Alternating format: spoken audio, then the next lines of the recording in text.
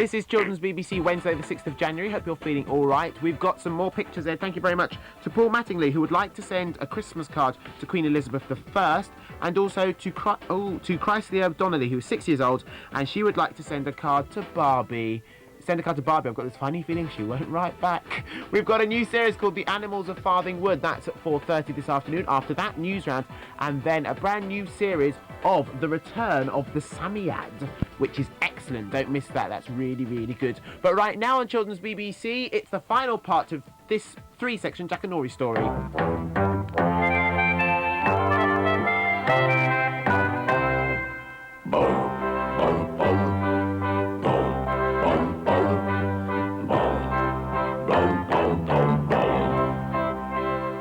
The poor prince remained in the well for 3 days and 3 nights, wondering what on earth had happened to him. Meanwhile, the handsome prince's mother and father mourned the loss of their only son. True, but that last part of the sentence barely describes the incredible fuss that was made back at the castle when it was discovered that Pipsqueak was missing. The grounds were searched, the moat was drained, and meanwhile, Mrs. McNaughty was enjoying all the drama. "Aren't I naughty?" said Mrs. McNaughty.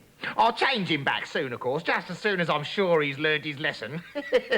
"I'm sure that old woman knows more than she says she does, you know, Pipsqueak," fretted Queen Mona. "Nonsense, dearest. You're overwrought," said King Pipsqueak Senior. "I suppose so," sniffed Queen Mona. "Oh, Pipsqueak, where are you?" "I'm here," said King Pipsqueak. "Not you, stupid. I meant our son, of course." "Oh, said King Pipsqueak. "Yes, of course. I see what you mean. Look, bear up, dear. I'm sure we'll get some news soon. In fact, there's a messenger galloping up the front path right now. I'll go and see what he wants." Well, when he came back, his face was grave. "Well," said the Queen, "good news. He's been found." "Oh, but Pipsqueak, that's wonderful," cried Queen Mona. "Where is he? Where's my boy?" Yes, well, the bad news is, I'm afraid he's a frog." "I beg your pardon?" said the Queen. He's a frog. But don't worry, he's quite safe. All we have to do is go and pick him up. How do you feel about picking up frogs, Mona?" "Well, I shan't mind if it truly is my Pipsqueak," said Queen Mona stoutly. "A mother's love can move mountains. And anyway, I'll be wearing gloves, of course. Oh, my poor, poor darling, changed into a frog and cast down a well. And I bet it's a vulgar one, too, if it belongs to that prosperous." "Oh, look. Just pop your crown on," said King Pipsqueak, "and I'll bring the coach round. We'll go and collect him." "Oh, bother the boy. Can you imagine the mileage Prosperous will get out of this? I'll never be emperor now."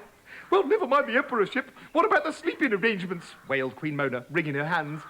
"Will he want his own room, or should I, clear out the aquarium or something?" The princess wept. She had had more than she could bear. Not only had the frog shared her supper, but now he was to sleep in her very own pretty room. "One last request, Princess," begged the frog. "A kiss, one kiss from your red lips." The princess quailed, but remembering her father's words, she gently lifted the frog and pressed her lips to his cold skin. Yes. Well, you'll know enough of everyone concerned by now to know that this was not the way it happened. For the princess wept, substitute the princess sulked. For silken pillow, substitute bowl of salad. And for pressed her lips to his cold skin, substitute cold-bloodedly attempted to flush him down the toilet. "What's happening?"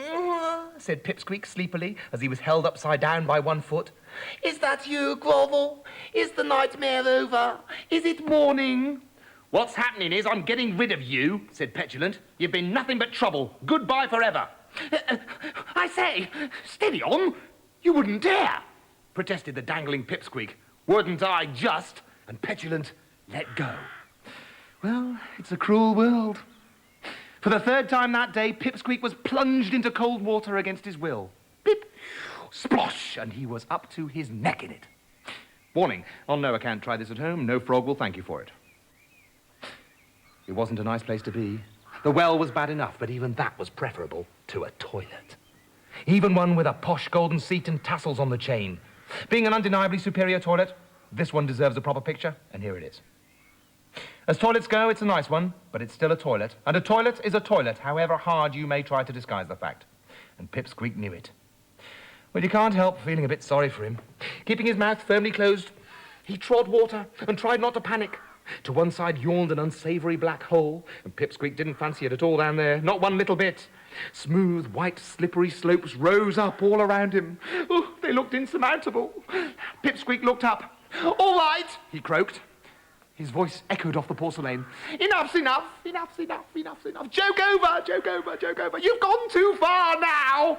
"Not as far as you're going," said Petulant with a nasty laugh, and slammed the lid down.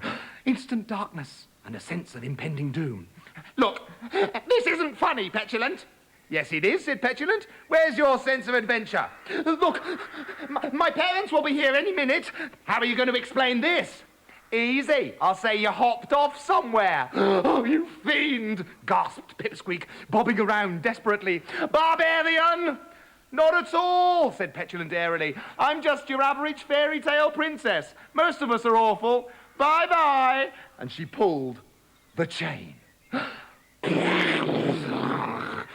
There was a terrible, gushing, roaring noise, and a torrent of water came crashing down, and Pipsqueak found himself swirling around underwater, hopelessly out of control. He closed his eyes. He didn't want to look. He knew he was being sucked towards the hole. At the touch of her lips, he was changed from an ugly frog back into the handsome young prince, and he cried, "Oh, princess, you've broken the witch's spell, and I am myself again. Now you shall be my wife, for you are the prettiest princess in the world, and I have loved you from the first moment I saw you." Well, can you believe that? Are we seriously expected to believe that after all Pipsqueak had been through, he would propose marriage? Or that if he did, Petulant would accept him? Hardly. This is what really happened. As Pipsqueak was on the point of being flushed away, several things happened elsewhere. First of all, his parents arrived at the palace. King Prosperous stood at the doorway, every inch the hero. "Pipsqueak, old man, how very nice to see you. I hear you're running for the emperorship. May the best king win, eh? And Mona, my dear, how very charming you look. Oh, yes, your son is quite safe. Me daughter has made him comfortable. Not at all, not at all. Glad to be of service. Shocking business, the lad being turned into a frog like that. Good thing he came to me. Of course, I said I'd help right away. Did you get that, you reporters? Good. Now, if you'd like to step this way, I'll take you straight to him." Back at the castle, the servants were preparing a large welcome home banner for Pipsqueak. And they were drawing frogs all over it and killing themselves laughing.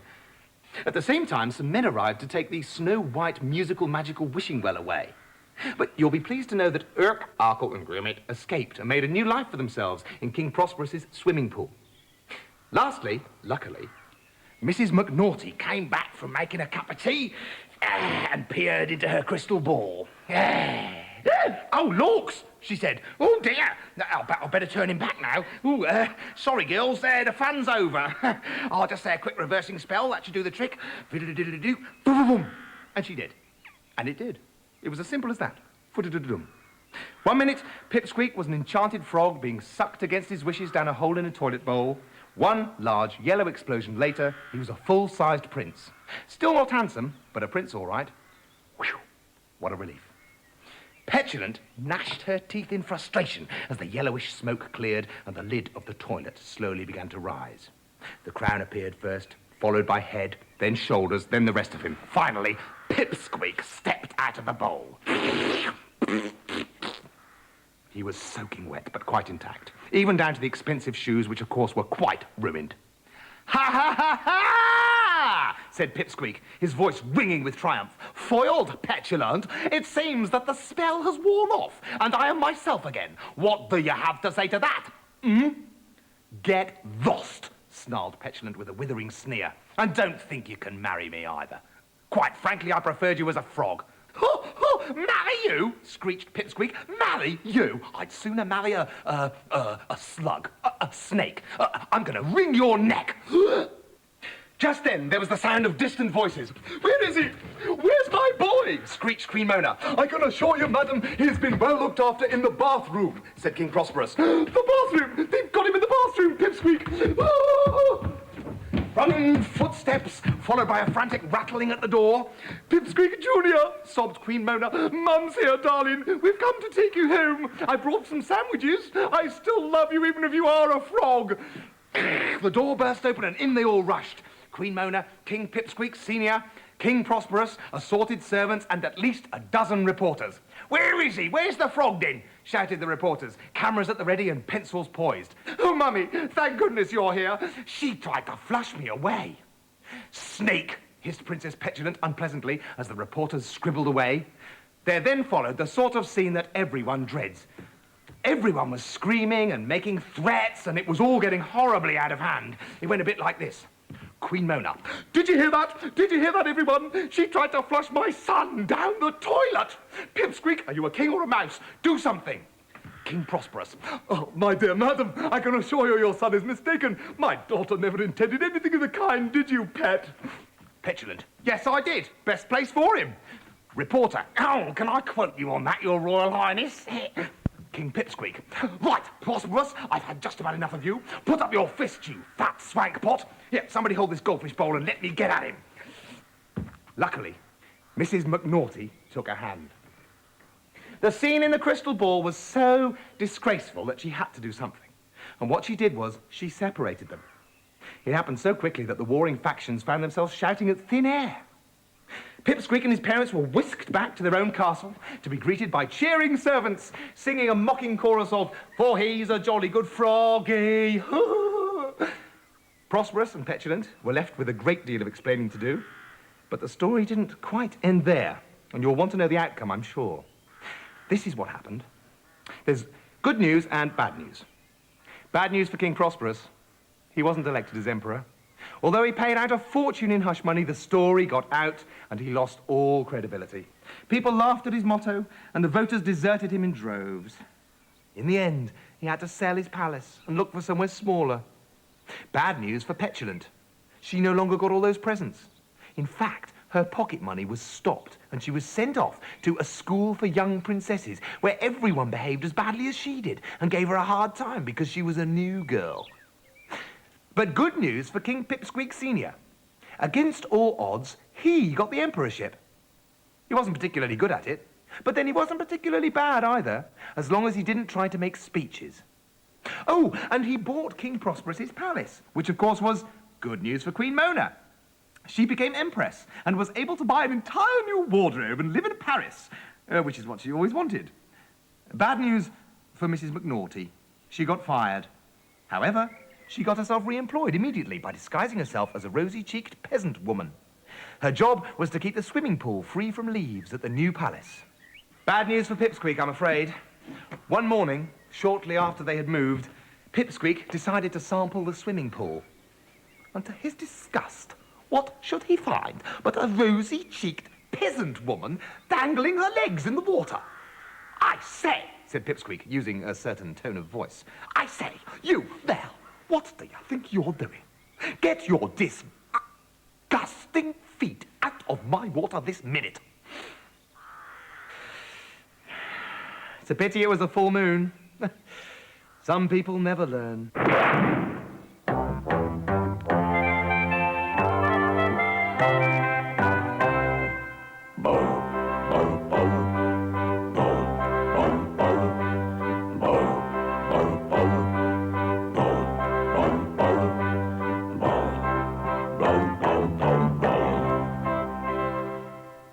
Starting